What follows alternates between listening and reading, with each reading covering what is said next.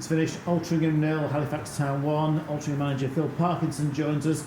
Phil, a very tight game, and you've got to be disappointed that we haven't taken something from that this afternoon. Absolutely. I just spoke to the players in there. I feel like a broken record at the moment because for me, the top performance, particularly second half, and we deserve something from the game. I mean, they've come off, and I know it means nothing, but I must say, you battered us there, and like I said, to me, that doesn't really mean a great deal. The pleasing thing for me is there isn't a big gap at this level. We know we can win games at this level. We've just got to be a little bit more clinical. Everybody can see it. I'm saying it every week. But unfortunately, that costs a lot of money as well, and that's something people just don't seem to realise. I know the club are doing everything in its power to bridge gaps with regards reducing the margins between us and the likes of Halifax, like you've seen there, who are a full-time team. You can't tell the difference between us and them there. We're a part-time team, 2 evenings a week and a weekend. They're in every day, maybe a couple of days off here or there. You can't tell the difference. We've absolutely dominated that game and not got our rewards. But fair play to Halifax. They've sat behind the ball well, they've absorbed pressure, and they've done a job on us in the end. Two key moments in the first half. We've hit the bar through Josh Hancock, a very good save by the keeper, to be fair. And then within a few minutes, Halifax had taken the lead. It was a really good strike, and he's a very good player, Jack Earing, but we're a bit disappointed with the way we didn't close him down. It was one moment where we've made a mistake. I think Willow and Jake have gone for a ball where Jake would normally go for that ball.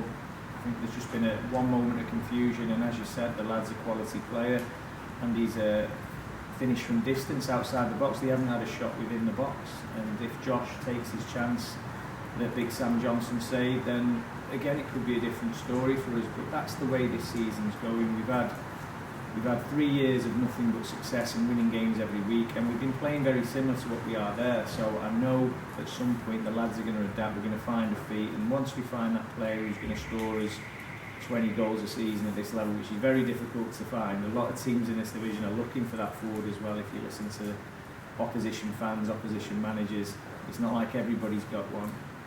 But we've got to improve our players, work with what we've got, and get every ounce out of them, which we've been able to do.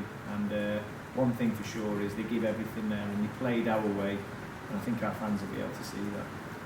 We did come pretty close in the latter stages of the game. It was particularly a fantastic effort from Ryan Colclough, and that brought another very, very good save from Johnson. And there you go, you keep saying it, don't you? Another save from Johnson. We've not said Tomo's made a save today. So normally we're saying Tomo's made a couple of really good saves. We played against a team who are pushing for promotion, where we want to be probably about a year or 2 years ahead of us at the moment in terms of where they were hybrid and where they are now full-time. Pete's done a fantastic job there. I've got nothing but respect for the way him and Chris conduct themselves, set the teams up. And maybe we've just got to take it on the chin at the moment. We're a work in progress. I'm learning every game at this level. I know the players are. It's really tough. Nobody's taking it lightly in there. The changing room are really struggling with it in terms of we're not used to losing games, and especially when they're so close. It's really tough to take, but as always, I'll remain positive. I can see the performances. I know what we need to do to improve, and we will get there.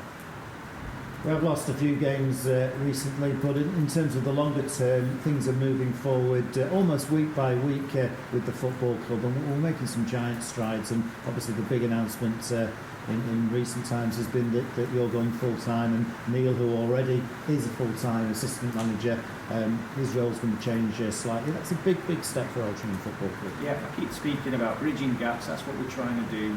We're always going to be behind financially unless some huge backup comes in, but our board are fantastic at raising funds that we need.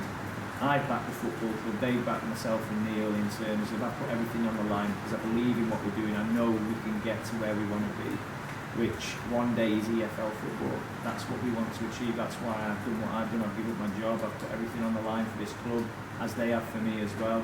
So, like I said, we'll be doing everything we can to move us in that right direction. We know what needs to be done, and we're doing everything we can to bridge them gaps. And there's still plenty to play for this season. Perhaps the playoffs are a little bit out of our reach at the moment, but Sutton United here next week, top of the table, may well be going into the Football League. That's another big game. Yeah, tough test every single week. People were speaking about Kings Lynn like it was a nothing game for us. I knew what a tough game Kings Lynn would have been the previous week, even though we beat them. Anybody at this level is capable of beating anyone. You've seen there, you've got two teams, we're mid-table, they're in the playoffs, going great guns, nothing between us. Another day we win that or we get a draw, but we're the wrong side of close games at the moment in terms of results, not performances. That wasn't a close game by performance. First half, you had to fight to earn the right to play. We did that, yet unfortunately we conceded a goal. Second half, we camped in the half, and people say that's just good defending from them, but they couldn't get out. They couldn't get out because we were so good. But the thing is, we've got to start converting our chances, and that's the improvement we've got to make. We've got to be more efficient, more clinical. I know everyone will say, well, go get a striker who's going to do that, but I'll keep saying it. We don't have the type of money that the top end of the table teams have. We've got to work with what we've got, and we will, and we'll get them better, and we'll get them very competitive, and then we'll bridge that next gap. That's what we've got to do.